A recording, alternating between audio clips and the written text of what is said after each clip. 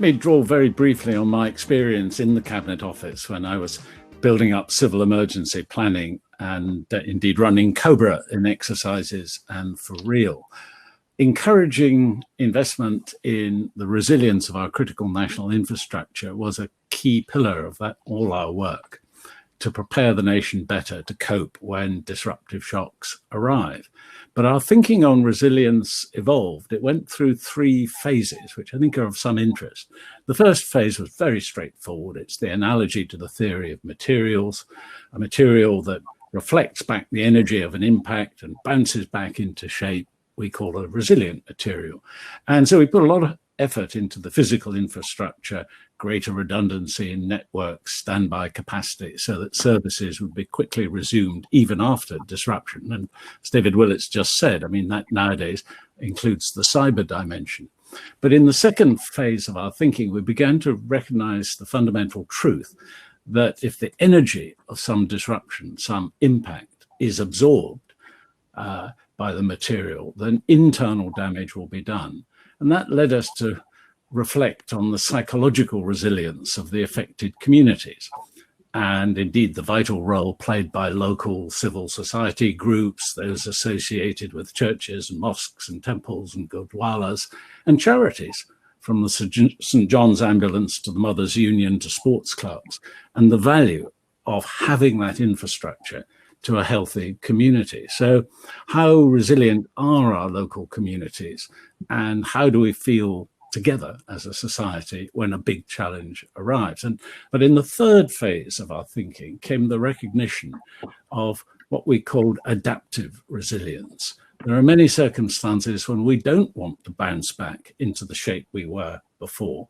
We have to learn, after the old electricity transformer built on the floodplain is shown to be vulnerable to flooding, for goodness sake, relocate it on higher ground and apply that principle across society.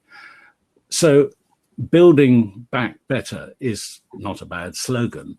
I personally prefer building better, but innovation is also about building new, not just recreating the old. There's a tremendous amount of interest as the beginning of the pandemic to push back the economy back to where we are at the pre-pandemic time, so that everything goes all right. And they are mobilizing funds. They call it bailout money, so that they can put this money into the system so that it pushes back itself to go back to the pre-pandemic situation. And I raised the question, why do you want to go back? The world before the pandemic was a terrible world.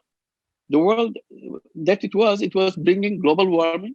We are rushing to the extinction of the human race on this planet because of the global warming. I said, as if we are in a train, in a fast train, which is carrying the population to our ultimate death. That's where we are running to. We should be grateful to pandemic that it has stopped the train. I said, we should see that opportunity it has created. The train is stopped. Now it's our best interest is to get off the train and then build a new train to go in a different direction, not in the suicidal direction. That's the point I was taking. I said, no going back.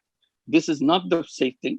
And whatever money you have been mobilized in the bailout packages, stimulus packages, use it to go in a separate direction, not to push it to the old direction. The good news is that there's an awful lot of evidence that actually investing in a green recovery makes really good economic sense. And that's essentially for 2 reasons. That first, actually, a lot of the initiatives that one might put in place to support a green recovery are very jobs intensive. And as we're all very aware, right at the moment, jobs are under severe pressure as a consequence of the pandemic and the impact that's had on our economy and our wider society.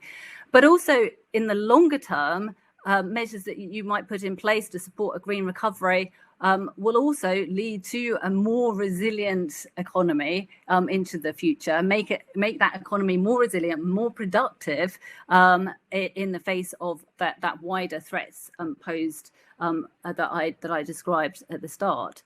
So it makes good economic sense. How should we start to think about structuring that? And one thing that in Cambridge, we've been doing an awful lot of thinking about that. And I like to describe actually 5 different I's as being critical components of how one might want to start to think through what things would need to be put in place to enable a green recovery. And those 5 I's are investment, innovation, infrastructure, institutions, and incentives. Just to emphasize that I really do think the current moment in time provides an opportunity for a reset moment. We do have to, in this country and around the world, we've got to look at how we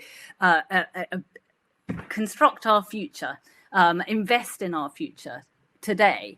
And today there are decisions that are being made at a local level, at a national level, at an international level, as how those investments are going to be spent. And they can either be spent in a way that locks in a dirty future or that unlocks a green future. And essentially, those decisions are going to be decisions that impact the health of all of us into the future. We've mentioned air pollution in the context of the diesel trains, but more broadly, action on creating a greener future will create a healthier future, a more resilient future, a future that's less likely to see us suffering the sorts of horrible global shocks that we've been suffering over the last year.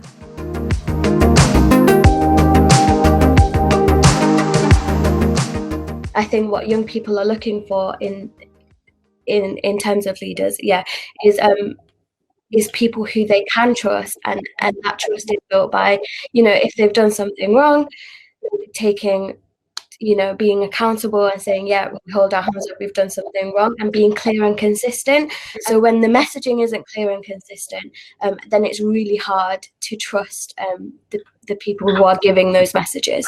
The best people that I've met, the most capable, the most trustworthy, the most reliable, are able to have a certain emotional intelligence where they can communicate to groups of people, but also know what that group wants from them.